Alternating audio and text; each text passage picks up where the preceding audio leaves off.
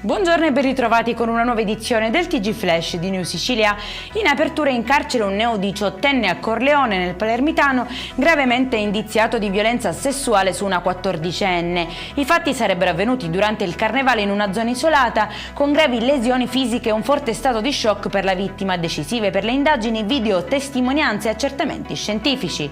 Scoperto un ambulatorio abusivo all'interno di una farmacia a Messina, indagati il direttore tecnico e un rappresentante della società. Nei locali registrati come semplice disimpegno venivano somministrate terapie complesse senza autorizzazioni e senza personale sanitario qualificato, rinvenuti farmaci ad alto costo già utilizzati, segno di un'attività clinica sistematica. Scarichi illegali e acque contaminate, scatta il blitz negli autolavaggi di Trapani, dove le acque di lavaggio cariche di oli e sostanze inquinanti venivano riversate senza alcun trattamento nella rete fognaria. Sequestrati 11 box e denunciati 5 soggetti. Tensione a Ravanusa, nell'Agrigentino, dove 2 uomini sono stati costretti a salire in auto sotto minaccia. I carabinieri hanno fermato il veicolo durante un controllo, trovando le vittime in balia dei 3 aggressori. All'interno dell'auto è stato rinvenuto anche un coltello. Per i malviventi invece è scattato l'arresto e il trasferimento in carcere.